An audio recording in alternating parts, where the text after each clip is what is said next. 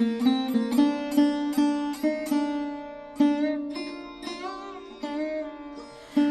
very good afternoon to all present here. Welcome to our session called Magnify My Cross. Gandhiji always strove for peace and harmony between Hindus and Muslims. He tried his best to persuade them against any violence towards each other during partition. But since the Great Divide, the atmosphere of hostility and suspicion between India and Pakistan has not ceased. The complex relationship has always been a point of intense discussions. Today we have amongst us three eminent personalities who have extensive experience on these issues. We have with us Mr. S. Dulat, Mr. T.C.A. Raghavan, and Mr. Arun Singh for our special event named Magnify My Cross. Our first panelist is Mr. S. Dulat. Mr. S. Dulat is a former Special Director of the Intelligence Bureau and former Chief of the Research and Analysis Wing. He is also the co-author of the book, The Spy Chronicles, Raw, ISI, and the Illusion of Peace with Asad Durrani. He is a member of the National Security Advisory Board and is regarded as one of India's leading experts on Jammu and Kashmir. Next on our panel is Mr. T.C.A. Raghavan. Mr. T.C.A. Raghavan is a former Indian diplomat who has considerable experience in South Asia policy issues. He's been the High Commissioner of India to Pakistan. Mr. Raghavan is considered an expert on Pakistan studies and has also authored a book, The People Next Door, The Curious History of India's Relations with Pakistan. Now we have on our panel Mr. Arun Singh. Mr. Arun Singh, in his career spanning nearly 4 decades in the Indian Foreign Service, has served as the ambassador to United States, France, and Israel. In the Ministry of External Affairs in New Delhi, he was involved for nearly a decade in the formulation and implementation of India's policies related to Afghanistan, Pakistan, and Iran, including in the period following 9/11. We would like to request Ambassador Arun Singh to lead and conduct the session. Thank you. So I think our discussion in this panel, in a sense, flows naturally from the discussion we had just before and some of the issues raised. And the panel has been titled Magnify My Cross. And these were the words used on 2nd October 1947, when immediately in the aftermath of partition, there was a lot of violence. There were communal riots and violence taking place at that time. And Gandhiji had said in response to a question that he did not have a sense of depression, but certainly a sense of helplessness with what was going on. So I thought in our discussion, rather than looking back, we will look at the period sometime well after the partition to see how we've dealt with some of the challenges related to Pakistan.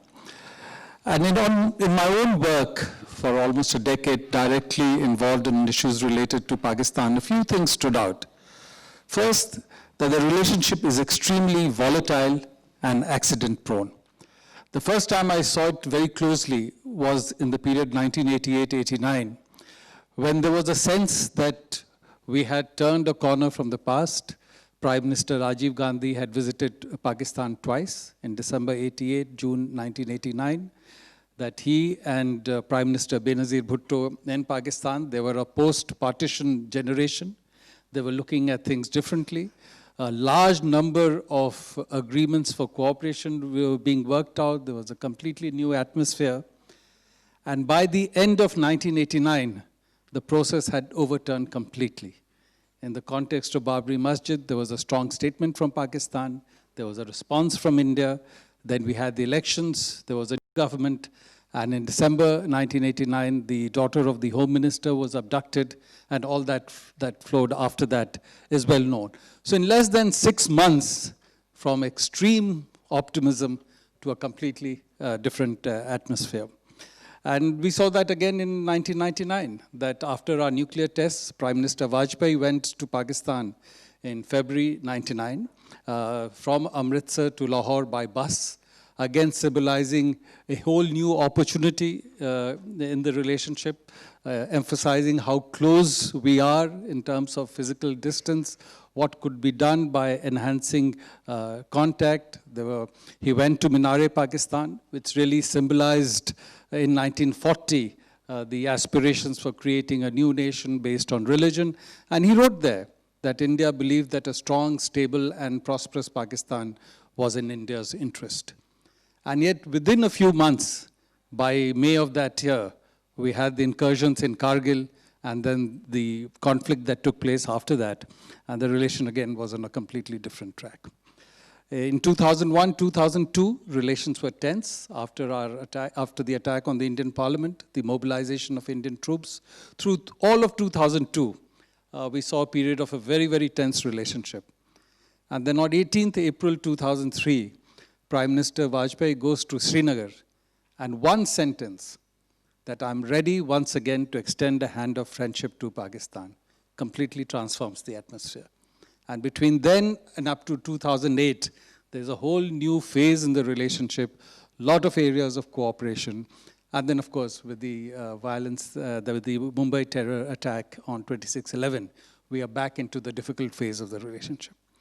The second thing I noticed was that despite all the challenges, all the leaders in India have attempted to try and improve the relationship. So I mentioned to you what Prime Minister Rajiv Gandhi had attempted. Prime Minister Vajpayee, despite all the challenges, going to Lahore and that being sort of disrupted by Kargil, in 2001, invited to Delhi and Agra the very person who was responsible for Kargil, President Musharraf, and made an attempt to advance the process. And even though that didn't succeed, and even though there was a lot of tension in 2001, 2002, once again tried to move the process with Pakistan in 2003 and then 2004. And Prime Minister Manmohan Singh, when he came to power in 2004, the basic message was that we will continue what Prime Minister Vajpayee had done and take it even further. And when Prime Minister Modi became Prime Minister in 2014, he had invited Nawaz Sharif to Delhi for the swearing in. There were difficulties in the relationship in between, but still in 2015, he meets Prime Minister Nawaz Sharif in Ufa.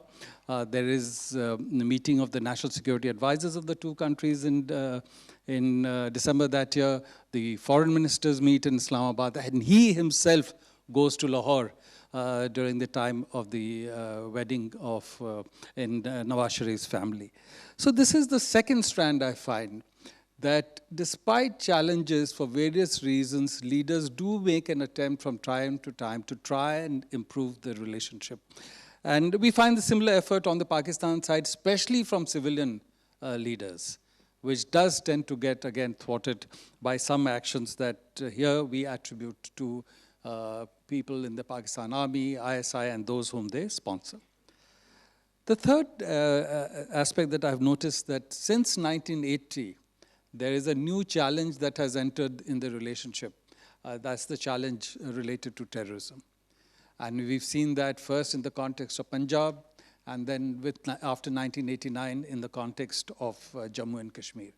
And this is a challenge that, despite the ups and downs, phases of improvement, that we have not quite adequately been able to address and push it back in a way that sort of works for India. This is something that we continue to struggle with. The fourth thing I found was that despite the volatility, despite the fluctuations, in phases where the relationship is moving in a positive direction, in phases when politics in both countries enables it to be taken forward in a cooperative way, a large number of new agreements are worked out. So there was a phase we entered into an agreement on non-attack on each other's nuclear installations and facilities. There was a phase when we entered into an agreement on dealing with an accident taking place related to nuclear weapons, pre-notification of of missile tests, notification of military exercises, notification of naval exercises. So large number of agreements are worked out during phases of cooperation, because at that time both governments are trying to signal that positive areas of cooperation are possible and take it forward. And once we work them out, like the Indus Waters Treaty in 1960, by and large they remain in place, and then they enable some areas of cooperation to be built in. And the fifth and final, in my initial comments, I would say is that there is a sense that there is no magic answer, there is no magic wand. Different things have been tried, none of them seem to lead in a sustained way to a positive conclusion. People-to-people cooperation has been tried, that if there is hostility between governments, could, by promoting more interaction among the people, a whole new sort of mood, sentiment, narrative, can that be built? That has not necessarily succeeded. Sometimes an effort is made to expand trade, as was done in 2011, 12, 13, that by expanding trade and economic cooperation and building new equities for people on both sides, can we build in a more sustainable pattern of relationship? That has not worked. Some, especially in Pakistan, say that you can improve the relationship only if you resolve Jammu and Kashmir. Others, particularly in India, say you cannot resolve Jammu and Kashmir unless you improve the relationship. So these are the conflicts and dilemmas with which we've worked with this relationship. So to take this discussion forward, I wanted to turn to Mr. Dulat. And in the period between 2000 and 2004, he was an advisor in the Prime Minister's office, dealing with issues related to Jammu and Kashmir, to Pakistan. So, Mr. Dulat, I just wanted you to share with us, keeping in mind the broad perspective, some of the aspects that I have referred to. How did you see the relationship in that period? What were the challenges? What were the difficulties in taking it forward? Thank you very much. I think Ambassador Arun Singh has said it all, summed it up extremely well. But let me say that since we are sitting in the backdrop of a very great human being, that if only we had not forgotten the Mahatma and followed some of his ideas, I don't think we would have been in the kind of mess that we are today. And certainly, the relationship with Pakistan would have been much, much better. As is well known, he was one person who till the very end opposed partition, but his word didn't prevail.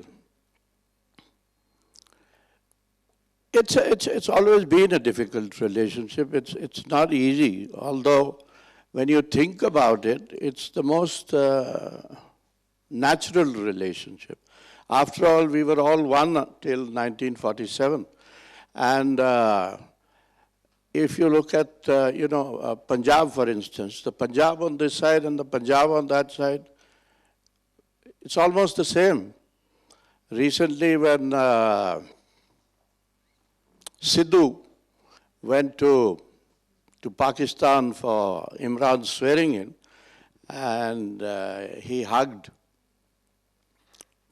General Bajwa, which became a big issue. The fact is that it was the most natural thing to do for two Punjabis. And not only two Punjabis, but both Jats, we have Bajwas here, and we had our Sidhu going there, and that's the most spontaneous thing that could happen. And I remember hearing Sidhu speak at the Kasauli Lit Fest, I think maybe a month or so later, and he said very frankly that, as a Punjabi, if he goes to Kerala or Tamil Nadu, he can tolerate that food for a couple of days. But if he were to go to Lahore, he could eat that biryani every day. So, that is the kind of commonality that there is between the two Punjabs. Coming to Vajpayee's period, it was a very, very special period, I would say, for the India-Pakistan relationship. Before that, let me make a point that because of the strain between the two countries, and more than the strain, it quite often amounts to hostility. Every prime minister is tested at some time or the other. I think Modi ji was very lucky. He almost got away with it till Pulwama happened. And in a sense, Pulwama was waiting to happen. So this is a test for the Prime Minister now as to how he would react. But Prime Minister Vajpayee had a number of crises, and none of them really disturbed him. When the attack on Parliament happened, he did consider military action. It was discussed. And then he found that the generals themselves were not ready. So instead of that, it was decided to send the army up to the border. And the army remained on the border for quite a while, during which time also the government of India worked hard on diplomacy. Going back to Vajpayee's visit or the bus ride to Lahore, that really was something special, path-breaking. And when he went to Lahore, and this was told to me in a first-hand account by the DIG of Lahore, who was on duty with our Prime Minister, he said there was a huge banquet arranged for the Prime Minister by Nawaz Sharif at the fort in Lahore. And he said that Mian Sahib went through great pains to work out the menu for the banquet. And while they were driving to the fort, some of the diplomatic vehicles were actually stoned by some of the Jamaat workers who were protesting against Vajpayee's visit. But it didn't affect Vajpayee in any way. And he told the DIG who was accompanying him that, don't worry, we are used to these things. This is quite common in India. So, nothing to worry about. And then he also told the DIG that the next morning he would like to go to Nishan-e-Pakistan, which was not on the agenda at all. And it got the Pakistanis really worried as to why the Prime Minister wants to go to the Nishan-e-Pakistan. And what would happen there? What would he say there? And they were really apprehensive that he would say, possibly say there, that you wanted Pakistan, and now see what has happened. You have two Pakistans. So is this what you wanted Pakistan for? But Vajpayee, being Vajpayee,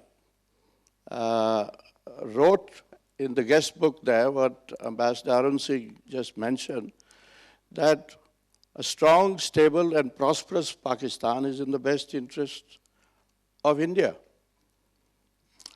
And then in the afternoon, before he came back, it was just a 24-hour visit, there was another reception, large reception arranged for him at the governor's house in Lahore. And he and Nawaz Sharif who entered together, got a huge ovation. And Vajpayee said those famous words there. He said that हम जंग ना होने देंगे. That मियाँ साहब और मैंने फैसला किया है कि हम जंग ना होने देंगे. And then he went on to say that, you know, my party people were not happy at my coming to Lahore. But when I go back, they're going to say to me, okay, it was bad enough that you went to Lahore. Why did you have to go to the Nishan-e-Pakistan? To put your stamp on Pakistan? So his response to that, what he was saying aloud, he says, Pakistan को मेरी या हमारी मोहर की ज़रूरत नहीं है. पाकिस्तान की अपनी मोहर है. वो अपनी मोहर से चलती है, उनकी सरकार. And then again, he got a huge ovation. So that was the kind of person that Vajpayee was. And there was one thing, because I saw him quite closely for 5.5 years. In his mind, there was one thing which was absolutely clear, and that is that this permanent confrontation with Pakistan must end. He used to quite often refer to it as madness. And he said, we have to end this. And he tried his damnedest to do so. After Lahore, we know Kargil happened. There was an attack on Parliament. There was the hijacking of 814. But it never deterred the great man. All right, and sir. As Ambassador Arun Singh mentioned, he went to Srinagar in April,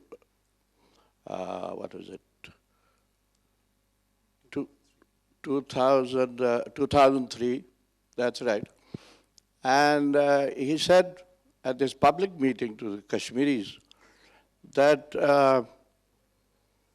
I've tried twice with Pakistan, and both times I've been betrayed. But I'm not going to give up. I'm going to make one more effort. And what he had in mind, of course, was the SAARC summit, which he attended in January 2004. And then that was the time when he and Musharraf signed a common agreement in which Musharraf said that Pakistan would not allow its territory to be used for terrorism against India. And when we talk of Pakistani leaders, this is a question which is often asked, that whether you go back to what's his name, Bhutto or Ayub or Zia, that who has been the most reasonable Pakistani leader from the Indian point of view, the easiest to deal with. And I have no hesitation in saying that it was Musharraf. In the 30 years that I have been watching Kashmir, no other Pakistani leader was as reasonable as Musharraf was. Time and time again he said, in the context of Kashmir, that whatever is acceptable to Kashmir and Kashmiris would be acceptable to India. And I don't think any Pakistani leader can say more than that on Kashmir. All right, so I think on that note, let me bring in Raghavan. So Raghavan, you were Joint Secretary dealing with Pakistan between 2007 and 2009. And that was, in a way, an interesting phase, because between 2004, 2006, a lot of agreements were worked upon. There was the back channel going on Jammu and Kashmir. And in 2007, Musharraf came under a lot of pressure domestically because of the agitation going on, and some of the processes slowed down. In 2008, there was a new civilian government in Pakistan who made some attempt in the context of economic cooperation. There were some statements of Zardari which were welcomed in India, caused concern in Pakistan. And of course, we had then the 26/11 attack. So how did you watch this phase? His days were over because in Pakistan they have roughly a 10-year itch with military dictators, and that decade was coming to an end. So what could not be done bilaterally or with Musharraf on Jammu and Kashmir by 2005 was not going to be possible in 2006, 2007, certainly not in 2007. Thereafter, when the new government came in, it was a moment of great hope in Pakistan. You know, they had 10 years of a military dictator. They had gone through multiple internal crises.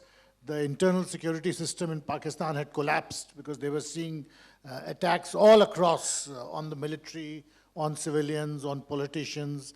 Benazir Bhutto was assassinated. And I used to go there quite frequently, but I realized this very, very clearly when I went back in 2013, that between 2007 and 2012-13, there was a collapse in public morale in Pakistan. People thought that the country is imploding. The Taliban was all over the place. So that was the general mood. The general sense then was, and this was the Pakistani sense, they felt that Indians have not shown enough strategic empathy with Pakistan at a very difficult time. Now, it was very difficult to explain to them that how do we show empathy when the fellows you are sheltering are attacking us? Because from 2012 onwards, the LOC had become quite hot. There were attacks taking elsewhere too. It was quite evident that the PPP and Zardari and so on were not fully in charge, and that the balance was going to shift, which it did in 2015. And then we confronted this, the perennial question when you deal with Pakistan, that who do you talk to? Do you talk to the civilian political leadership, or do you talk to the military? But when I reflect on that time, I think to some extent this is a false question. That do we talk to the military or do we talk to the civilian politicians? In the past, from time to time, occasionally, we have done very good business, both with the military and with the political leadership. The problem is not the military or the civilian politicians. The problem is their inability to get along. And this has become an endemic feature in Pakistan's polity, that the politicians are not going to get along with the military leadership. And this means general chaos and very, very difficult choices for all its neighbors, whether Afghanistan, whether Iran, and certainly vis-a-vis India. So I had two follow-up questions from you for this period. That in 2008, as we discussed, President Zardari made several comments. One, that we should expand trade relations with India, even if there are differences on Jammu and Kashmir. And the second, that Pakistan should also look at no first-use policy related to India on nuclear weapons, which goes against the doctrine Pakistan has adopted, which goes against what the military has been wanting for. So how did you see more deeply the civilian political dynamic playing out in Pakistan during this period, especially with the PPP government? And second, after the 26/11 attack, how the relationship between the two countries played out and what were the kind of responses you saw in Pakistan? Well, Zardari famously said just a few days before the Mumbai attack, and I think it was to a Hindustan Times conference, that there's always a little bit of India which I carry in my heart. This was enormously controversial in Pakistan at that time, but he did say the other things too, that he's prepared to give up no forced use and there should be expansion of trade. Generally, the PPP was regarded as being a party which wanted to step on the accelerator where relations with India were concerned, but it was also quite clear that it would not be easy for them to do so. And why it would not be easy for them to do so is not so much because of India, but because of the endemic distrust which existed then between the PPP and the military. And certainly between the Chief of Army Staff and with Zardari and the other PPP leaders. And that got more and more, that got further intensified in 2010, 2011, 2012, as their relations with the United States started deteriorating. Again, just to step back from the immediate, in my view, the India-Pakistan situation has it has all the classic symptoms of a deeply flawed interstate relationship. The question is not relations between Punjab or relations between people. Those are fine, because there's no problem between Pakistanis and Indians as individuals. And certainly Punjab is, if you permit me to say so, sir, I don't think Punjab is the right example. Because in Punjab, you see, the features, the structural problems which exist in India-Pakistan relations don't exist either in West Punjab or East Punjab. I remember when I went to Islamabad in 2003, I had read all the ministry's notes, which was always that the heart of anti-Indian sentiment in Pakistan is in Punjab. Now, when I went to Pakistan, I looked around desperately for anti-Indian sentiment in Punjab, but couldn't find it. And on the contrary, I found that Punjabis are the most gung-ho, were wanting to improve relations. And I think the Punjabs, both West Punjab and East Punjab, is a slightly peculiar case because they solved all their problems in 1947 with complete ethnic cleansing on both sides. So now it is possible to focus on a pure Punjabi identity, which is not affected by the rest of the issues of the subcontinent. While elsewhere in Pakistan and elsewhere in India, the reality is much more complex. But to answer your question on India-Pakistan, as I said, it has all the classic features of interstate, which is that you have different views of history, you have fundamental, foundational differences about the principles on which both states are organized, and you have territorial disputes. So it's an interstate problem, which is why it's so difficult to address tangentially, and which is why, despite the best attempts made by leaders on both sides, it's why it's so fundamentally poised for one crisis or the other.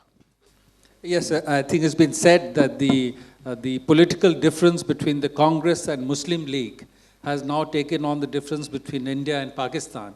And it's just that now you have also a flag and another army and another country to deal with, so that given a new dimension to the differences. Mr. Dulat, turning back to you, you've written this book, The Spy Chronicles, along with Asad Durrani, the former Director General of ISI. And I think he was Director General of ISI around 1990, when the Kashmir issue sort of blew up first in its present dimensions. And in India, of course, we look at the ISI as being the major source of all our problems we had earlier in Punjab, then in Jammu and Kashmir. So how did you find your interactions with a person like Asad Durrani, discussing with him, sitting down to write a book along with him, and what kind of insights do you get through that into how a person like him and Pakistani policymakers in general look at the relationship with India, and what are the possibilities of moving forward in a more positive direction? Yeah, actually, getting to know General Durrani was a great education for me, because I really didn't know Pakistan, and I didn't have much idea about Pakistan, even though I headed the RNAW for 17 months. Coincidentally, he also headed the ISI for 17 months, about 10 years earlier. But it was, we first met at one of these Track 2 meetings in Bangkok at what is called the Chao Phraya Dialogue. And it was my first time, and he was a veteran of it. He'd been attending many meetings. And both of us were made to sit at the head and talk about terrorism. So when the time came to start, I said to him, sir, please carry on. He said, no, no, no. You speak first. And I was quite nervous. I didn't know how much to say and what to say, and so I waffled my way through for about 15, 20 minutes, and then he spoke. And he spoke so frankly, so openly, that during that 15 or 20 minutes that he took, he even mentioned that proxies were a legitimate weapon of every intelligence agency. So I was sort of taken aback, and during the coffee break, I went up to him and I said, sir, what were you saying? How did you say that? He says, why didn't you use proxies in Bangladesh? What was the Mukti Bahini? So I said, okay, I've got your point.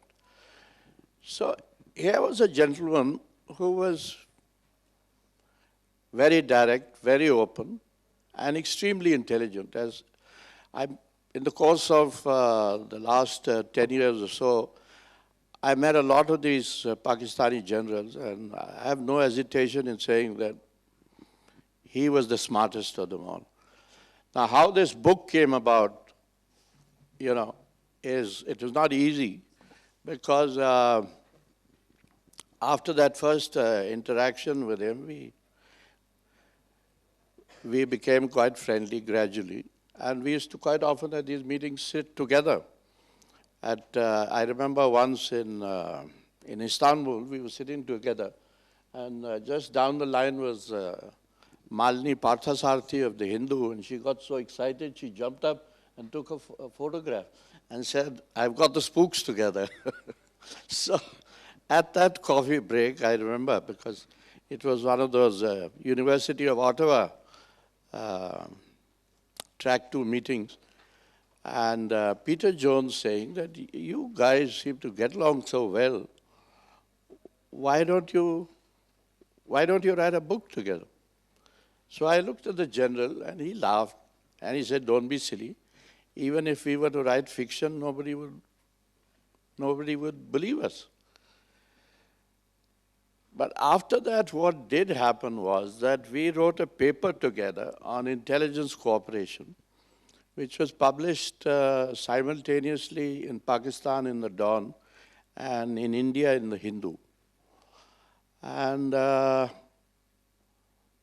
University of Ottawa said, you've written a paper, why don't you write another paper on Kashmir? And we did another paper on Kashmir, which was never published, but it's still available on the University of Ottawa website. And then it so happened that I decided to write a book on Kashmir, which came out in 2015, called The Vajpayee Years. And the book went to Pakistan, and I asked the general, I said, how has it been received in Pakistan? He said, extremely well. People think it's a good book. So I think it was that which encouraged him to think about this joint venture. It's quite unprecedented, quite unlikely, very improbable, but it still happened. And now I heard last evening that the poor man is in trouble, because the military court has said that he defied the code of conduct and they would withhold his pension. So I sent him a message, and he says, don't worry, I'm still fighting on, it's not over yet. Typical of the general. And, I know that in our books and our files, he is regarded as a hawk and a radical and a very difficult guy. But actually, he is a wonderful human being and much more honest than a lot of other Pakistani generals. In fact, I think that is the reason which has got him into trouble, because I'm pretty sure that some of his colleagues or who he thinks are his friends have spoken against him. So that's how it goes in Pakistan. The other thing, of course, the point which Ambassador Raghavan rightly made, this thing about, which comes up very often, that who do we talk to in Pakistan? Who is there to talk to in Pakistan? Now the same thing happens in Kashmir. Who do we talk to in Kashmir? Yeah. Kashmir is, we say it's our two tongue. How can you not talk to Kashmiris? We say we will not talk to the separatists. We will not talk to the Hurriyat. But we have talked to the Hurriyat. This same NDA government, the earlier one under Vajpayee, decided to talk to the Hurriyat, and Advani ji had 2 rounds of talks with these very same people. And I was sent in May 2004 to Srinagar to arrange for the 3rd round, but the BJP lost the election. So what are we talking about?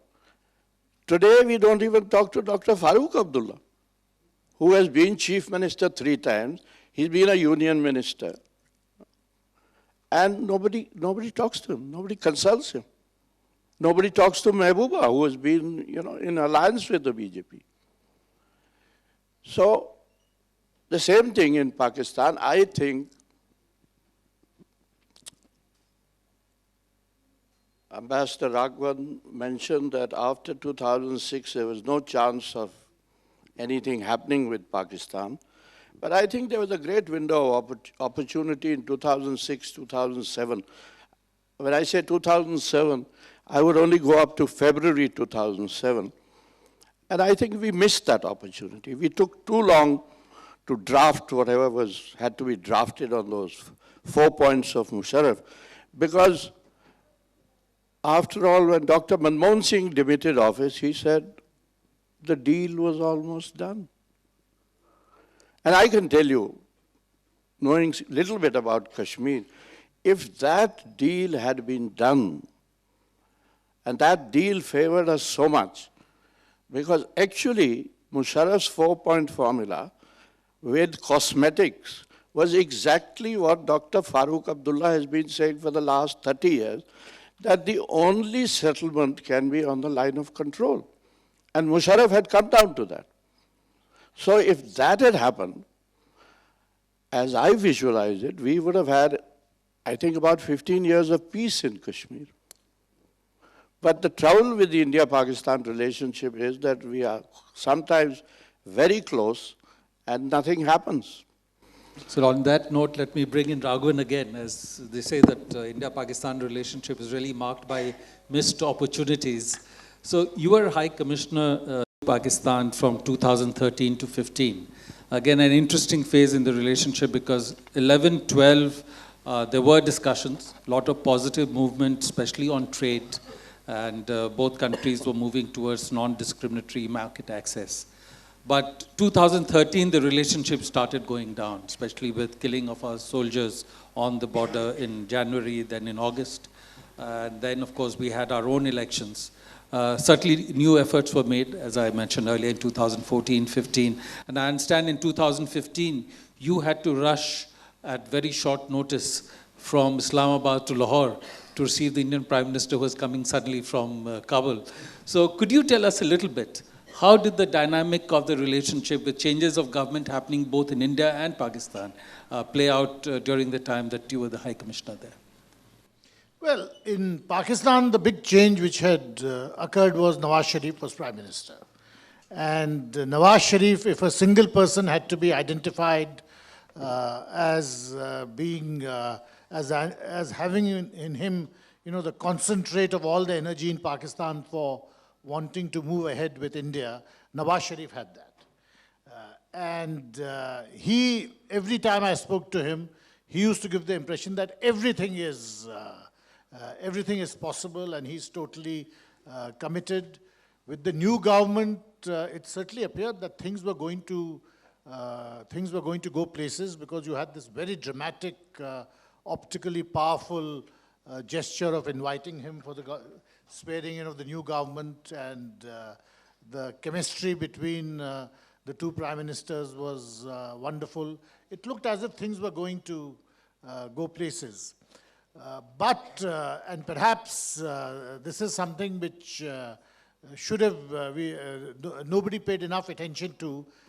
The military was deeply uncomfortable with Nawaz Sharif, because even if he was prepared to move on from where he had left off in the 1990s, I think many of those in command, at higher command positions in the Pakistan military were not. Through his tenure, there was a civil-military turbulence which really kept him off balance on doing anything major with India. And after some time, the resistance which was there in the system, because everyone else in Pakistan saw the civil-military turbulence, it was quite clear that the system was playing it safe, and they wanted the central issue, which was an internal Pakistani issue, to be settled first before they made progress or before they took any decisions on India. Was that period a missed opportunity? In many ways it was. Certainly if you look at it purely as in terms of a foreign policy toolkit. But I think given the internal situation in Pakistan, and when you saw day-to-day events over there, and certainly in 2014, most of 2015, their internal security situation was so bad. There was talk about negotiating with the Taliban, giving them control over large parts of the northwest frontier. You realize that it was not so much a missed opportunity as essentially the pieces not being in place for anything major to take place bilaterally. And you want to share about your sudden rush from Islamabad? Well, it wasn't so rushed.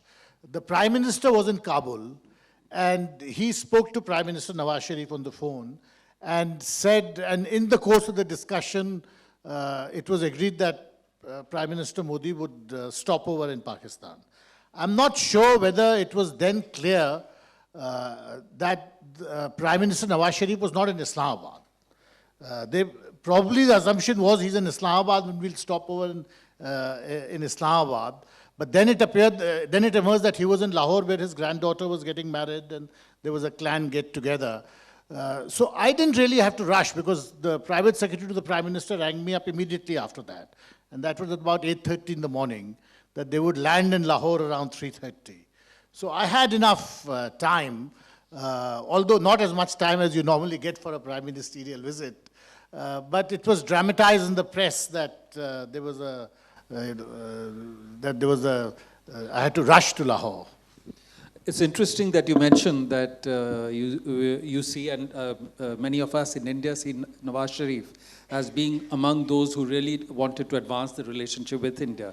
But we all recall that early in 1990, he had first built up his career, and it was built up by Zia and the ISI, as an anti-India politician on an anti-India platform to keep Benazir Bhutto in check. And later, of course, once he became Prime Minister, he started changing his approach, and his own equation with the army changed. But Mr. Daulat, I wanted to come back to you for one final question. You did refer to that in your comments, and that has also been discussed in the book. And there is continuing challenge of terrorism, which is something you would have handled personally. How does one deal with this continuing challenge of terrorism emanating from Pakistan directed against India? Yeah, let me say a couple of things, because we could keep on talking about terrorism. One is that, our position is that we will not discuss Kashmir till terrorism is sorted out. Now, I don't understand what the difference between Kashmir and terrorism is. Because terrorism is in Kashmir, and Kashmir is suffering, the ultimate narrative of violence. There's nothing but violence in Kashmir. And let me also say that Pakistan was totally out of Kashmir. The Kashmiri had said goodbye to him. The watershed was 9/11. I remember speaking to a senior separatist leader after 9/11, and I said, अब क्या होगा? बोले साहब अब क्या होगा, ये अपने को नहीं संभाल सकते, हमें क्या संभालेंगे? So Pakistan, if you look back, particularly since Vajpayee's time, Pakistan was totally, gradually getting out of Kashmir in the sense that they had no role left. And at recent Track 2 meetings, Kashmir has not even been discussed. In fact, I have brought it up at times just to provoke the Pakis that, bhai, aapka core issue hai, don't you want to discuss it? They didn't want to discuss it. We have brought back Pakistan in the last 2.5 years through our so-called muscular policy. Look at what is happening in South Kashmir. It's been on fire, it's totally out of control. We don't know what happens. Now this Pulwama thing, figures vary about whether it was 250 kgs of explosive or 350 kgs of explosive. Where did it come from? How was it collected? Or was it brought in that Scorpio from Pakistan? And the story that I heard yesterday was that it was collected over a period of time. Little children were collecting it, women were collecting it. I mean, it's the most preposterous story, but if it is true, then it is even more scary. You know, if children and women in Kashmir are involved in collecting explosives to blow up a CRPF bus, then I think we are in big trouble. And let's not forget that most of the violence or terror in South Kashmir has been indigenous. That is a scary part, that more and more and more local boys are getting involved in militancy.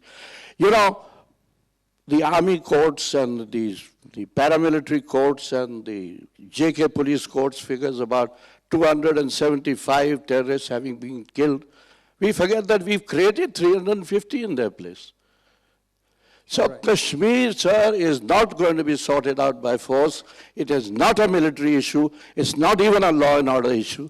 It's a political issue, it's an emotive issue, and it's becoming a psychological issue. All right. So, of course, clearly there are several perspectives on that, and there's no doubt some local dimension, and there's also the dimension related to Pakistan's sponsorship. But Raghavan, we need running out of time. So one just very brief comment on your experience and perspective on writing this book, People Next Door, which deals with India-Pakistan relations. Well, this book came out, the book came out 2 years ago, and I've tried not to make it a diplomatic history so much as writing a narrative of the past 70 years through people who were involved in different India-Pakistan processes, whether diplomatic, political, or others, such as literature, playwrights, journalists, sports people, and so on. I'm happy to say the book is done well, and even more than that, I enjoyed writing it very much. Thank you. So I wanted to thank Mr. Dulat and Raghavan for these very, very valued comments. Thank you.